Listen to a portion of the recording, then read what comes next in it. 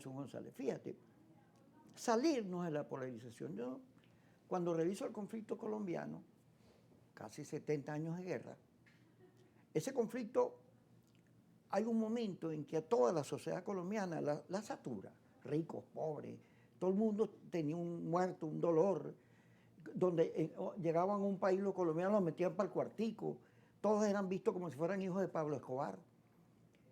Y llegó un momento que la sociedad colombiana, la propia FARC, que por asuntos de la política había terminado en la droga, armándose con el dinero de la droga, concluye que había perdido su objetivo revolucionario. Y por eso va a la paz. Sin embargo, el proceso de paz en Colombia sigue. Fíjate todo lo que está ocurriendo ahorita.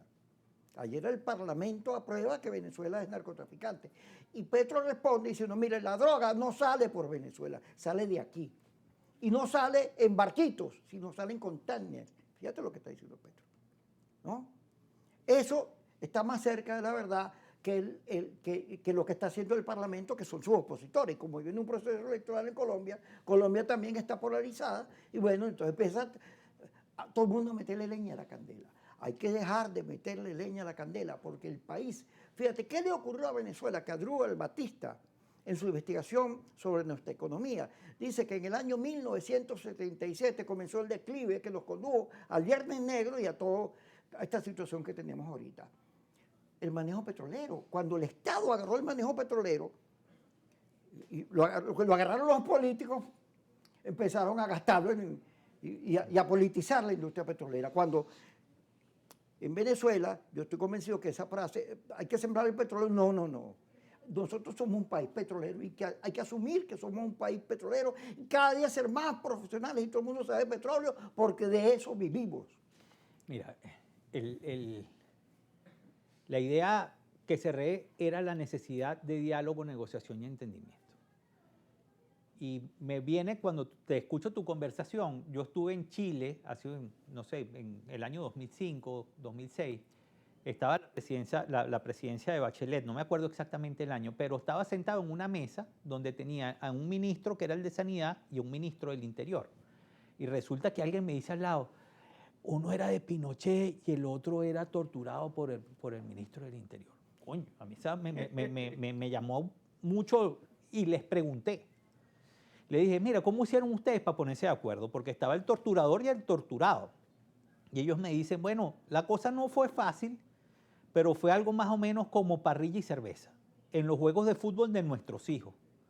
Porque resulta que hay unos fines mayores cuando la política, cuando el entendimiento político supera la conflictividad. Y es la necesidad de nosotros pensar en nuestro futuro. Nosotros nos hemos imposibilitado a ver nuestro futuro como un país donde entren todos los venezolanos. Y efectivamente este momento político está muy radicalizado, pero además con muy bajas posibilidades de encontrar espacios de negociación. Y ahí es a donde más hay que reforzar. Si hay gente que se está inscribiendo hoy en la milicia, yo no me inscribo en la milicia, yo me inscribo en los procesos de negociación, paz y entendimiento que profundamente nos hace falta a todos los venezolanos. Hoy necesitamos reencontrarnos como país. Y para reencontrarnos como país tenemos que entender que tenemos unas profundas diferencias, que hay heridas en la sociedad venezolana, heridas como las tuvieron otros países y que todavía sangran, porque la muerte del candidato presidencial en Colombia lo que nos dice es todavía hay mucha porque se mantiene sangre. el conflicto, en el fondo se mantiene el conflicto. Y esa necesidad de repensar los conflictos de manera positiva ha sido parte de la evolución del pensamiento del hombre, si no seríamos cavernícolas todavía y estuviéramos con piedra, palos y fuego. Y resulta que lo que nosotros necesitamos es inteligencia para desentrañar el profundo problema social que nosotros tenemos hoy. Y eso solamente se hace desde lo político. Necesitamos cambiar la visión de cómo estamos nosotros llevando el conflicto, porque ese conflicto nos puede arrasar, ese infierno del que hablábamos en el corte pasado nos puede llegar y resulta que no nos vamos a dar cuenta que fuimos nosotros mismos. Hay una frase muy repetida en el internet en los últimos días, en las redes sociales, que dice, es que estás equiparando responsabilidades. Y resulta que eso es como cuando alguien roba un banco y hay una persona muerta en el banco, el que está manejando tiene la misma responsabilidad porque estaba metido en el mismo paquete. Y resulta que todos los políticos en este momento estamos metidos en el mismo paquete, los pensadores, las universidades, los médicos, los países de América Latina, tenemos que intentar de alguna manera respirar, ver nuestra historia positiva y sobre esa parte de la historia positiva intentar construir caminos de paz, como lo hicieron en Contadora, como lo hicieron en Centroamérica, como se ha hecho en otros momentos del mundo, sin intentar llegar a la guerra, que eso no le conviene ni a los venezolanos ni a nadie en este momento. Fíjate, en la guerra de Vietnam, guerra donde los americanos se metieron, como se han metido en todos lados, cuando se comenzaron los procesos de paz en París, los vietnamitas llegaron y alquilaron casas. Kissinger llegó más bien y se metió en un hotel. Entonces, los periodistas preguntan, ¿y por qué tú te alquilaste una casa y el otro se metió en un hotel?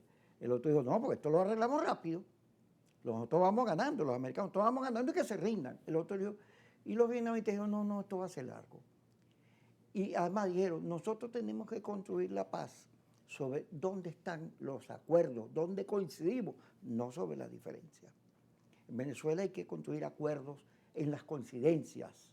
Y aquí hay una conciencia de todo el país en rechazar la intervención americana, en respetar nuestra soberanía. Este es el principal punto de acuerdo que nos permite, si lo entendemos bien, si entendemos que el señor Trump, el señor Netanyahu, que esa es la vía del infierno, que eso es el atraso, ese es el ser humano animal, el macho alfa de la especie que se impone dominando, golpeando, y a fuerza de poder, si entendemos que la racionalidad, el cerebro humano nos puede hacer enfrentar los conflictos para el beneficio de la mayoría, ese es el camino.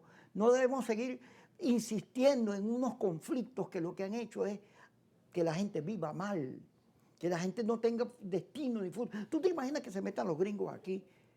¿Cómo la gente, si ya se fueron 7 millones, lo que hacen hay todo, porque nadie quiere meterse en una guerra donde no vas a ganar nada? ¿Qué le va a pasar a Colombia? ¿Qué le va a pasar? ¿Tú te imaginas el desastre que el señor Trump está proponiéndole a Latinoamérica como solución? Sí, y la necesidad de desescalar ese conflicto es urgente. Yo me inscribo en la política de Grenell. ¿Por qué? Porque él dijo hay una ventana de oportunidad para la negociación. Ahora, y evitar la guerra. Hay que evitar a toda costa las situaciones de violencia. Mira, hay que aprovechar lo que está pasando en Estados Unidos también. Ayer unos senadores dijeron, mira, lo que está pasando con esos barcos, hay que revisarlo porque ahí hay violaciones de derechos. Las declaraciones de guerra, así como se están dando, tienen que pasar por el Congreso.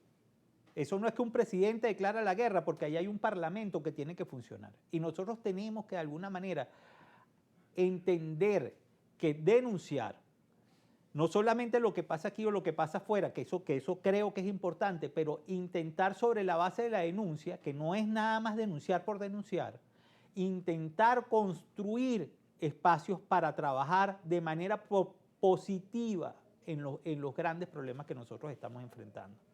No se van a acabar de la noche a la mañana. Esto no es cambia uno y ponga otro y tendremos otro país donde saldrán las niñitas cantando a la calle sobre la base de una celebración que no existirá porque los problemas van a estar y van a continuar en la medida que nosotros no nos pongamos de acuerdo. Antes que ya tenemos que irnos, pero fíjate, apareció en las redes que Ramón José Medina, mi hermano Ramón José, el demócrata, ¿cómo se llama? Leopoldo Martínez y Tulio Hernández. El rector de la Católica. Y el rector eran agentes del cartel de los soles, en ABC, pero el ABC que maneja un sector de la oposición venezolana. Bueno, porque resulta que lo que se pierde con la insensatez es la verdad. O sea, que alguien como Alberto Folmer, que alguien como otras personas que han estado trabajando en la búsqueda de espacios de entendimiento y de acuerdo, que están trabajando para mantener sus empresas, que están trabajando de manera positiva en alguna dirección, sean tachados del cartel de los soles. Eso es una irresponsabilidad. Nosotros tenemos que entender que mucho de lo que está pasando en esas redes, yo veía que defensores de derechos humanos replicaban esa información.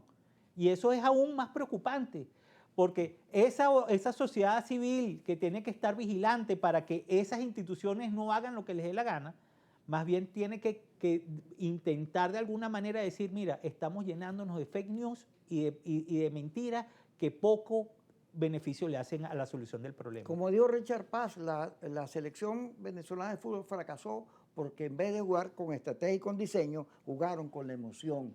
Hay que salirse, no es que no tengas pasión ni emoción, pero hay que dejar que el cerebro haga su papel. A la 1 y a las 10, Kiko se otra vez.